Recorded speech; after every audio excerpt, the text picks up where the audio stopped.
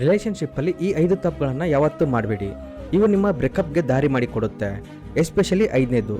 90% ಹುಡುಗರು ಇದೇ ಮಾಡ್ತಾರೆ. ನಂಬರ್ 1, ಗ್ರಾಂಟೆಡ್ ಆಗಿ ತಗೊಳ್ಳೋದು. ಸ್ಟಾರ್ಟಿಂಗ್ನಲ್ಲಿ ಜಾಸ್ತಿ ಕಾಲ್ಸ್, ಕೇರಿಂಗ್ ಹಾಗೆ ಅಟೆನ್ಷನ್ ಕೊಟ್ಟು ಇವಾಗೇನೋ ಬ್ಯುಸಿ ಆಮೇಲೆ ಮಾತಾಡ್ತೀನಿ ಅಂತ ಇಗ್ನೋರ್ ಮಾಡೋದು. ಲವ್ ಯಾವತ್ತೂ ಸಡನ್ ಆಗಿ ಕಡಿಮೆ ಆಗಲ್ಲ. ನಿಮ್ಮ ಎಫರ್ಟ್ಸ್ ಕಡಿಮೆ ಆದರೆ ಲವ್ ಕೂಡ ಮೆಲ್ಲಗೆ ಫೇಡ್ ಆಗೋಗುತ್ತೆ. ಸೊ ಸಣ್ಣ ಸಣ್ಣ ಎಫರ್ಟ್ಸ್ ಆದರೂ ಕನ್ಸಿಸ್ಟೆಂಟ್ ಆಗಿ ಮಾಡಿ. ನಂಬರ್ 2, ಮಾತಾಡೋದನ್ನು ಬಿಡೋದು. ಒಂದು ರಿಲೇಷನ್ಶಿಪ್ಗೆ ಸೈಲೆನ್ಸ್ ಬಹಳ ಡೇಂಜರಸ್.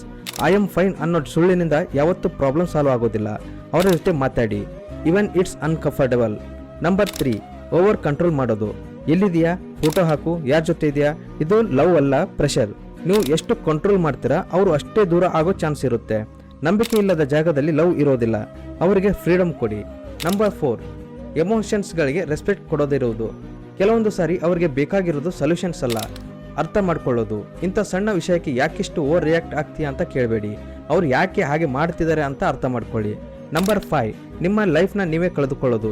ನಿಮ್ಮ ಪಾರ್ಟ್ನರೇ ನಿಮ್ಮ ಪ್ರಪಂಚ ಅಂದ್ಕೊಳ್ಳೋದು ಬಿಗ್ಗೆಸ್ಟ್ ಮಿಸ್ಟೇಕ್. ಇದರಿಂದ ನಿಮ್ಮ ಎಂಟೈರ್ ಮೂಡ್ ಅವರ ಮೇಲೆ ಡಿಪೆಂಡ್ ಆಗುತ್ತೆ. ಇಂಡಿವಿಜುವಲಿಟಿ ಕಳೆದುಕೊಳ್ತೀರಾ, ಅಟ್ರಾಕ್ಷನ್ ಕಡಿಮೆ ಆಗುತ್ತೆ.